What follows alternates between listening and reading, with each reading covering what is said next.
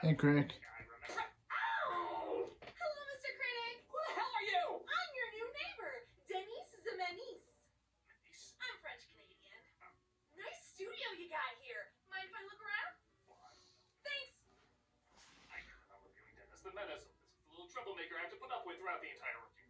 What playful antics is she gonna get in? Like shit. Hi, Mr. Critic. I looked up how to make a pipe bomb and blew up your set. Jesus! This place burns faster than other places I burned. Why would you do that? I don't know. When I'm bored, I literally go insane. I'm hacking your phone right now behind your back. Give me that. Hello? This is Catherine Zeta-Jones. No, it's Catherine Zeta-Jones. Or Heather playing Catherine Zeta-Jones. Turn into my creepiest nightmare. You're still making my house fancy. Don't worry. I doxed you before I came here, so you'll have to deal with that first. Aw, sheesh.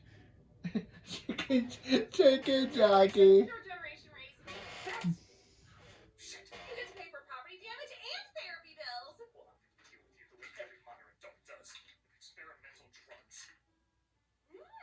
That's a new concoction. What is it? It's called Adderall. J'adore. J'adore. What we consider troublemakers varies over the years. What could be seen as shocking and daring back in the day could be seen as safe and corny a decade later. Like, who does he think he is with that slingshot in his back pocket? Dennis the Menace? On a note, you do still know who Dennis the Menace is. He made his first appearance in newspaper comic strips in the 50s, and somehow he stayed in the public eye 70 years later. Okay, he's not a huge name, but people are still familiar with who he is. And he represents distinctly 1950s troublemakers. I'll admit, I grew up with this character in the comic strips and cartoon shows, and even the old black and white series. While his adventures are great for kids, there's usually not a ton for adults and older kids, but there's no fault in that. The character works because his design is surprisingly kind of timeless. He's relatable enough to connect us to that age. And most importantly, he has no idea he's a menace. He's just an ordinary upbeat kid who's never aware he's causing misery to the adults around him, particularly his neighbor, Mr. Wilson. It's an innocent portrayal of what we all probably were in one way or another at that age, without realizing it at the time. He's not an amazing character, but there is enough to keep him relevant so many decades later. But maybe because he is so distinctly 1950s, a lot of people may not have gotten into the 1993 film.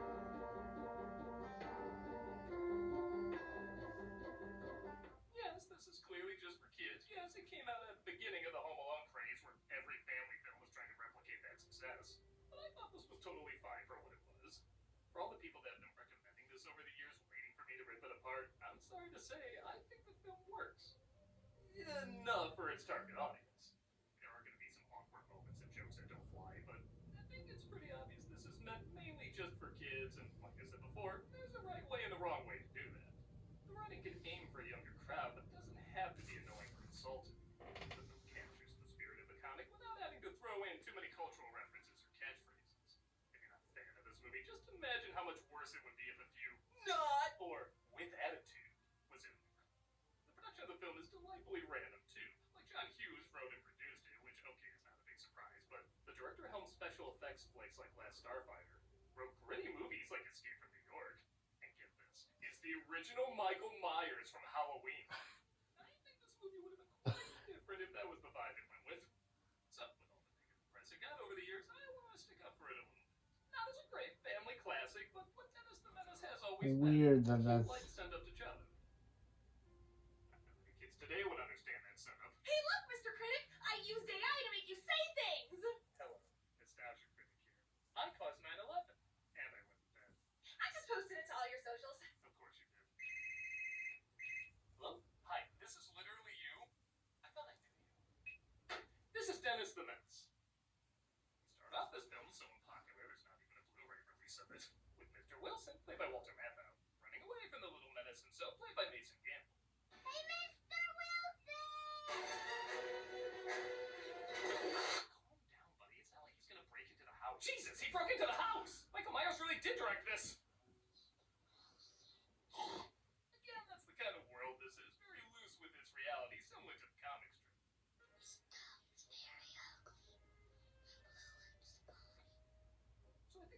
major part of people enjoying or not enjoying this film is Dennis himself. I've heard a lot of people describe him as being too obnoxiously cute. For me, I think the age plays a big part. In the comic, I'd say he's about 10 or so. In the live-action series, they went until he was about 12. And those versions match those ages perfectly. This Dennis is supposed to be a lot younger, around 5. Maybe prepping for future sequels, I don't know. And honestly, I think he plays it like a real 5-year-old. He doesn't have a lot of clever one-liners because most kids that age don't have that heavy of self-awareness. They just want to go have fun, not thinking at all about the consequences or how they look. He can be annoying, and I can see people not really getting into that, but he's the same kind of annoying a lot of us were at that age and just don't want to remember. Oh no. He's growing extra skin.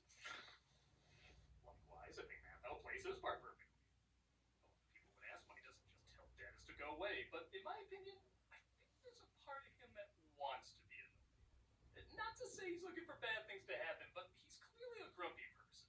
And a lot of grumpy people like to put all their blame into one scapegoat. It's just more pessimistically convenient. And Dennis is the perfect scapegoat. Need an X. That's a good joke. In fact, how many medicines has he gotten into? How would a 5-year-old kid be able to open that? Again, these shots are a lot more scary when you know the shape is behind them. Does eventually throw him out as Leah Thompson and Robert Stanton play his mom and dad. I swear we're born just to play his mom and dad. Not happy to find out he was at Wilson's house. Go sit in the corner and think about what you've done. For how long? Until you're sorry. Oh good, I'm sorry now. Remember what I said, son? If you don't follow the rules, your mother will disappear into the wallpaper. Wilson has his own idea about how to deal with Dennis. Maybe it isn't talk that he needs. You see, when my old man had something important to tell me, he told me with his belt. That's how I learned math so well. 1 plus 1 is... He won't be over at all. Now, don't make me out to be a grump. I didn't say never. Again, you can see he doesn't like Dennis, but he doesn't want to be totally heartless either. There is wiggle room for the kid. I'll make sure Dennis doesn't come by anymore. Now, careful how you say it. I don't want everybody in the neighborhood to think that I'm a child hater or an ogre. Just make me out to be a child abuser. I'm much more comfortable with that. Joe Conway plays Mrs. Wilson, who really only has to be nice and know how to say George. George. She got it. She tries to calm him down as he obsesses over a rare flower he has that blooms only for a moment every 40 years.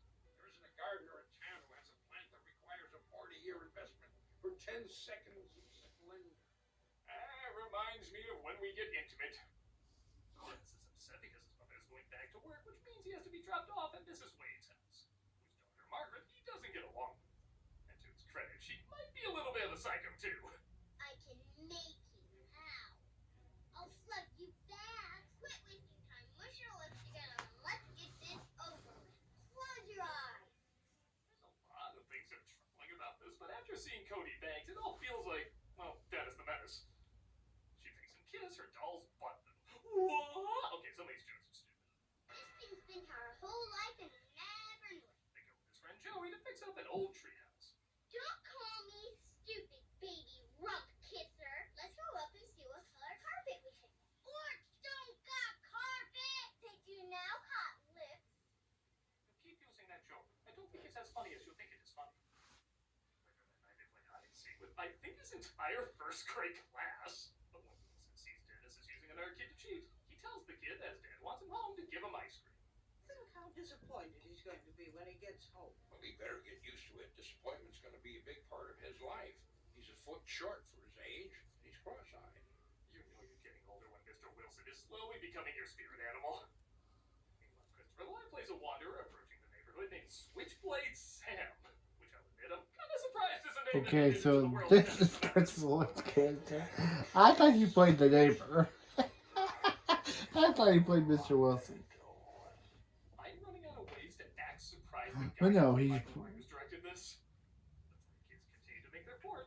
You know why men are so lousy when it comes to taking care of babies? They have better things to do. Like what? Like hunting, having wars, driving cars. I love having wars is on the same level as driving cars to him. But Sam is nearby and say, that looks valuable. I've been robbed. I have plans for... Wait, do I even want to know what I'm going to do with this? And okay, yes, they were trying to hammer in the stranger danger thing back in the day, but it still feels weird for a film like this. Machine ass.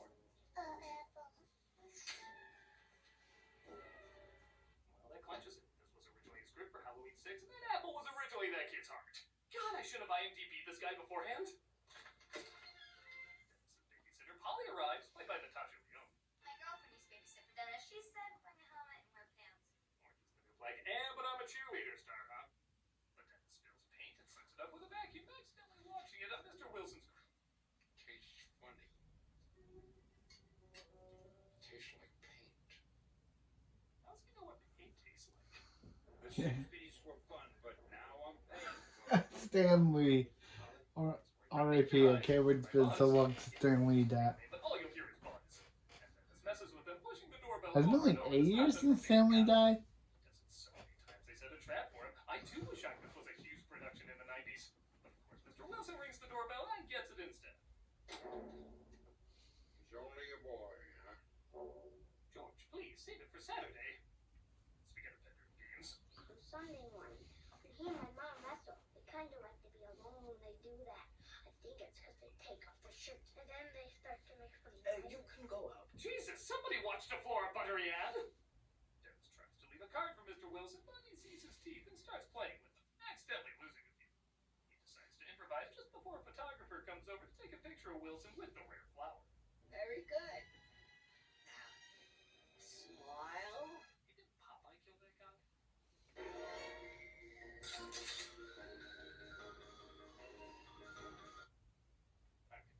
Maybe the music could be toned down a little. A lot. It could be toned down a little.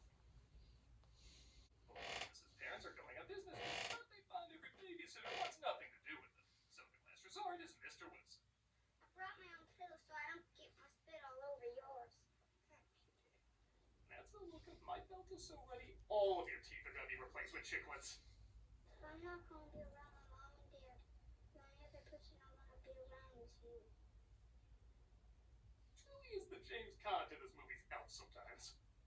There's a legitimately sweet scene where Mrs. Wilson reads a poem to Dennis that shows how much the family misses each other.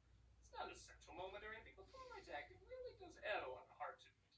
Now shut your eyes while Lord sings of wonderful sights that be, and you shall see the beautiful things as you rock in the misty sea. I really should travel to the city and not just hang up a picture of it outside my window. While it rains outside, or while one of the cribs holds a few hoses on the window during a sunny day, Dennis becomes bored and uses up all of Wilson's medicine, replacing it with mouthwash.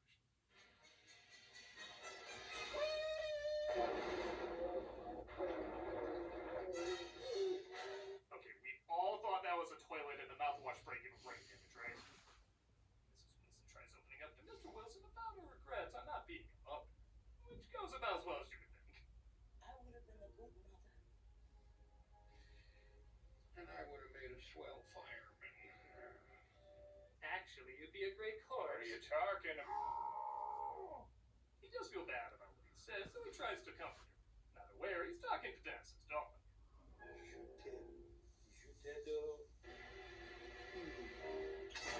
George? No, we have to do it like an actual respected children's classic and kiss the dog's ass. It's No! Don't worry that. good stuff can we do up here? Lord this up, Craig. Don't. Dead. It looks like the storm is delaying the parents' return, so Dennis has to stay there while Wilson has to dig it back with the blooming flower. Don't be timid. On behalf of the Garden Club, we would like to present. George Wilson. What's that say? Hey, what does that mean? Hey, there was no storm. That couple made it on their plane fine. Even had time to get her new earrings, dangly ones. Dennis accidentally opens the garage, knocking over his spread.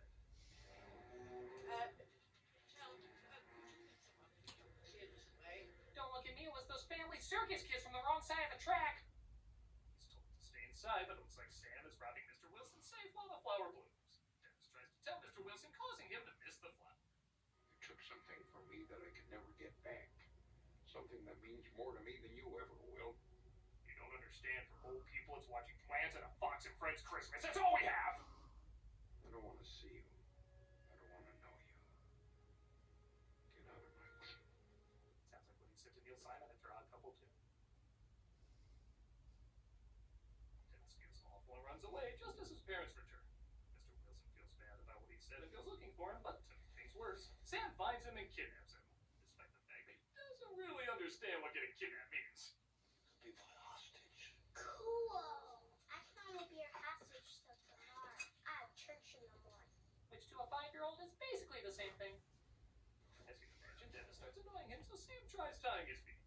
You're doing it wrong. There's only one way to do it, and I know lots of people have tried to tie me up, but it doesn't work. Can't tell with playful fun or if he's repressing something. Dennis quickly slips out of it, and as you'd guess, he shows him the proper way. First, you gotta have each leg by itself. Then, if you really don't want me to move at all, bend down. Him and Kevin McAllister are gonna have their own serial killer series, right? While trying to free him, Dennis loses the key and obviously keeps hurting him by accident. And even for a movie where the humor is a lot slower, this does probably go on too long. 15 goddamn minutes to be exact. This would be like if the climax of Home Alone was only at the treehouse. You need a little bit more variety for this kind of thing to work. This is Mr. Wilson's car. Dennis finally figures out he's the bad guy, probably because he's about to stab him to death. Say your prayers, little rat. I can't. I didn't think my bath would get Have it your own way. Mr. Wilson stops and says, "Wait, I got first dibs!" Complicated series of pretty forced riding. He gets strapped to a train and knocked out on the ceiling. Kinda shocked it didn't work Mr. Wilson into the climax. I mean, okay, what's he gonna do? Throw a dead flower at him? But I figure he could have found him that night after Dennis escaped or something. Regardless, he does see him the following morning after bringing Sam to justice.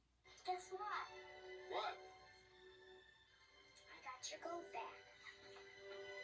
Are you still missing 2 teeth? I have several of Sam's. They quickly make up. He's reunited with his parents as well. They agreed to start a daycare center so I can take Dennis to work with me now. That's ridiculous. What the heck's he gonna do all day? I think the better argument would be if you want the staff to stay alive, you keep him at home. Mr. Wilson, of course, offers to babysit whatever needed. You have to expect the unexpected.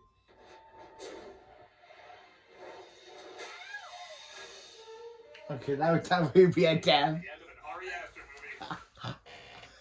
And that was Dennis the Menace. Yeah, it's slow, corny, and only meant for kids, but what, the original wasn't? I guess they could make a version of this that hits both kids and adults. But Wow. He killed him. Wow. That would definitely be a death. He would get, and then the flaming whatever that was, burger or whatever he was using, burn his friend. I think it has enough heart and depth. It's not a movie I'll be returning to often, but for a film about a little 5-year-old, I think it's totally fine for little 5-year-olds. And why did the little girl get her doll back? Her doll was literally stolen, and we didn't even find out if she got it back or not. It went off, Rosita Jones. Wonderful. Thank you for showing me how to make that pipe bomb. You're welcome. Now tell me, how did you get my number? I'll tell you if you'll be my friend.